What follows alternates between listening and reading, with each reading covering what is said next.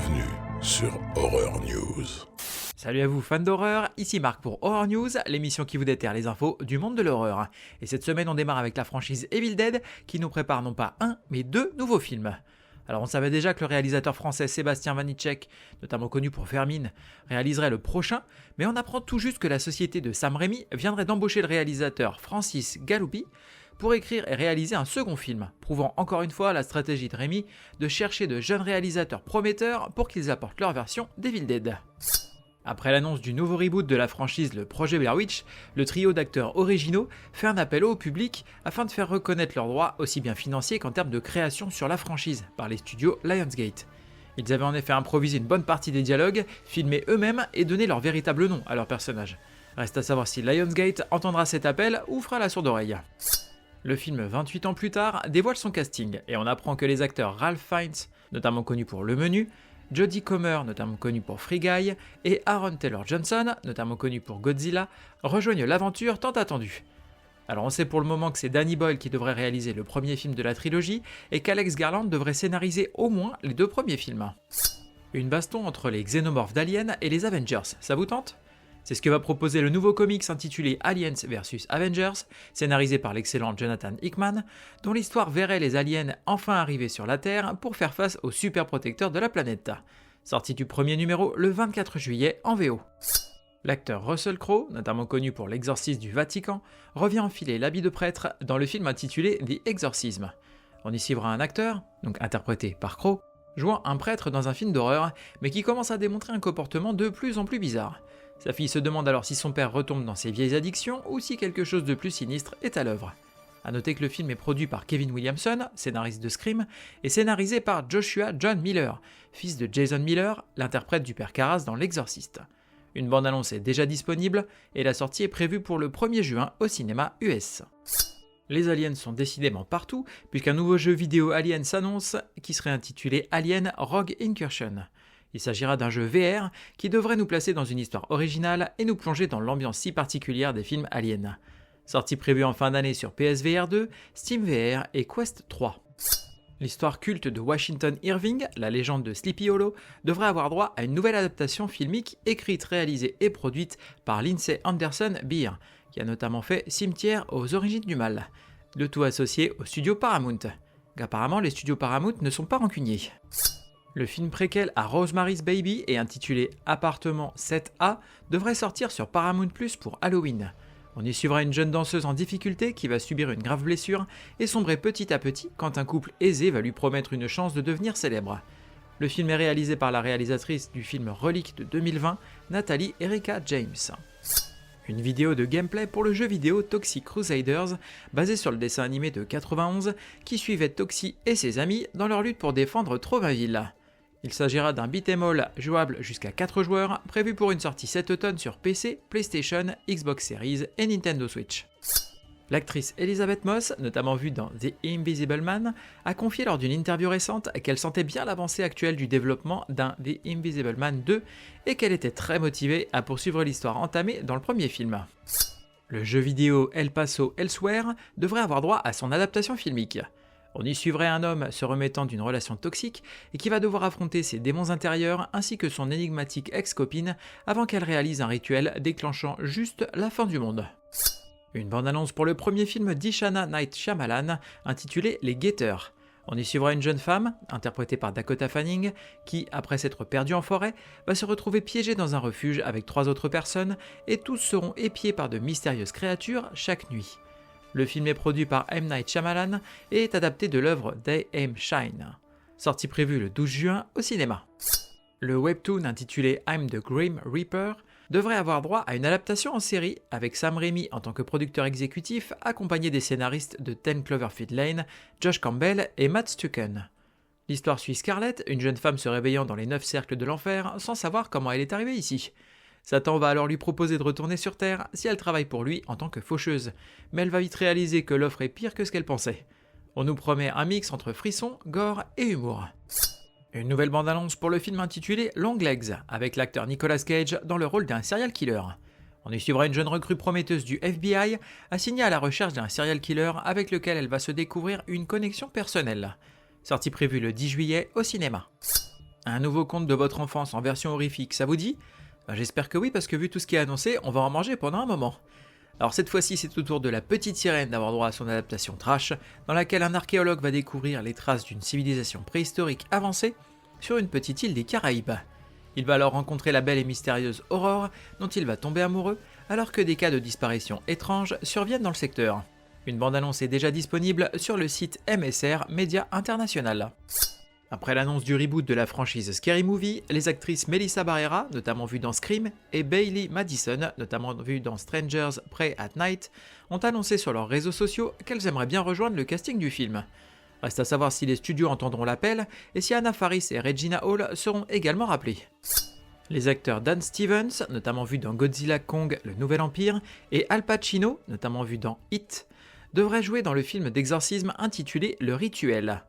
L'histoire, inspirée d'une histoire vraie, suivrait deux prêtres mettant de côté leurs différends afin d'exorciser une jeune femme à travers une dangereuse série de séances d'exorcisme. L'histoire dont est inspiré le film est le cas de possession d'Emma Schmidt, sortie prévue en 2025. L'artiste musical Post Malone fait équipe avec la société de prod de Michael Bay, Platinum Dunes, ainsi que l'éditeur de comics Volt Comics pour lancer une nouvelle franchise cross-média qui se voudrait un mix entre Mad Max Fury Road et Evil Dead. Rien que ça.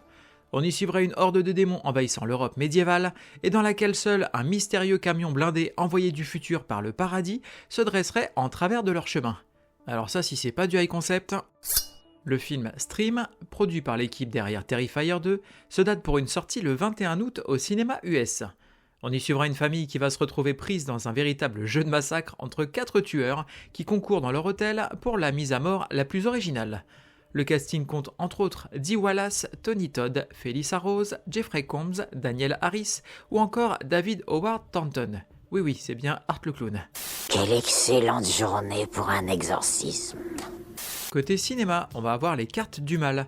Quand une bande d'amis transgresse sans scrupule les règles du tirage du tarot, ils libèrent à leur insu un esprit maléfique piégé dans les cartes maudites. Un par un, ils découvrent le sort qui les attend et se retrouvent dans une course contre la mort pour échapper aux prédictions de leur tirage. Sortie prévue le 1er mai. I Saw the TV Glow au cinéma US. Deux adolescents marginaux voient leur émission de télé favorite être annulée subitement.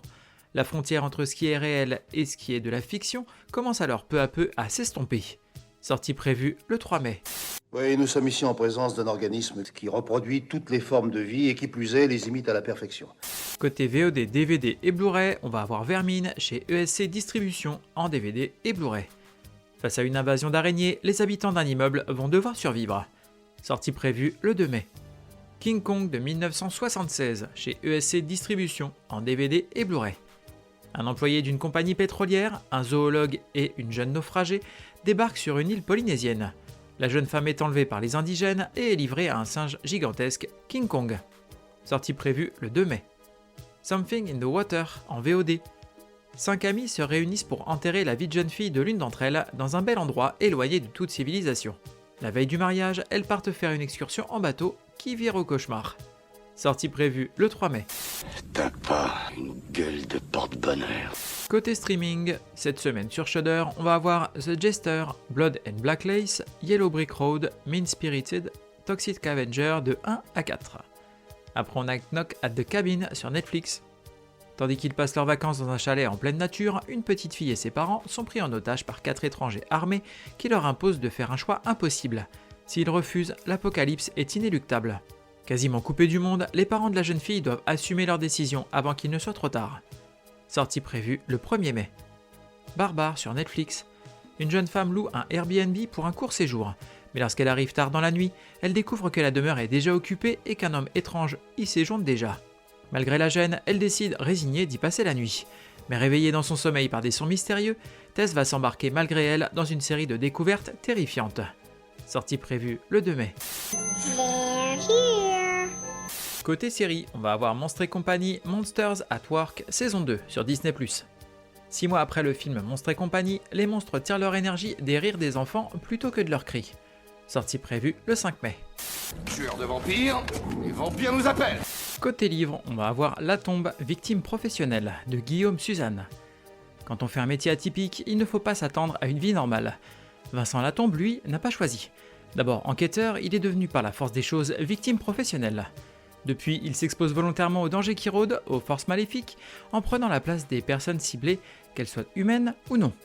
Tiraillé entre deux mondes, entre la noirceur et la bonté, Vincent pourrait bien se perdre, et tout perdre au passage, à moins de mettre la main sur le livre de la vie. Sortie prévue le 1er mai. Démonica d'Hervé Gagnon. En 1563, une poignée de protestants fuit la France pour se réfugier dans un petit village iroquois abandonné au Canada. Alors que l'hiver s'installe, la faim également, et petit à petit, le mal s'insinue dans le village. Une fillette semble être possédée, des envies de cannibalisme animent certains colons, et une créature mystérieuse rôde aux alentours. Homme, bête ou démon, nul ne peut le dire.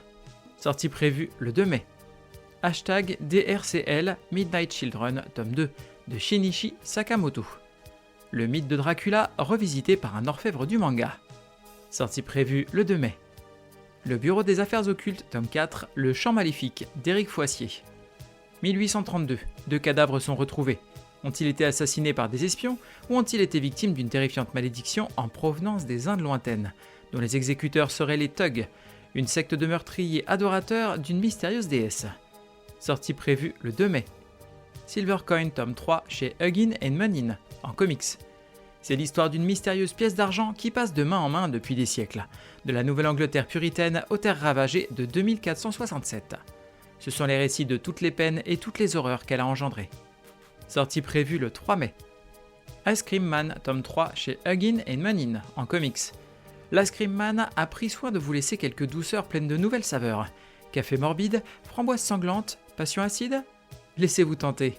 À travers ces 4 nouvelles histoires, aussi tristes qu'effrayantes, sont dévoilés plus d'éléments sur le vendeur de crème glacée et Caleb, sa némésis. Ainsi, nous les suivons dans un Far West plus que sauvage, au Mexique pour une histoire d'amour douloureuse, à la télévision dans des émissions terrifiantes, et dans l'espace pour un voyage angoissant. Sortie prévue le 3 mai.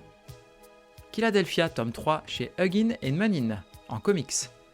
Lorsqu'un policier rentre à Philadelphie pour enterrer son père assassiné, il se retrouve vite confronté à un complot surnaturel qui gangrène l'Amérique depuis des centaines d'années.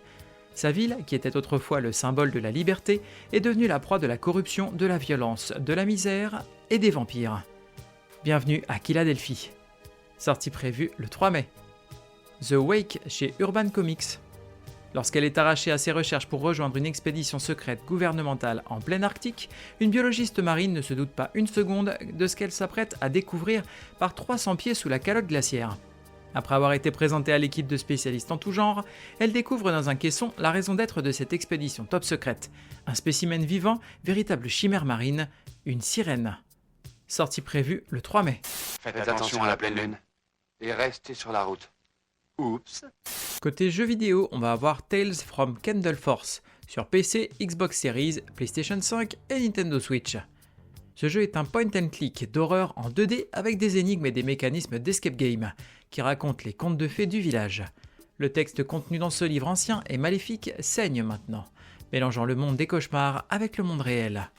Sortie prévue le 30 avril.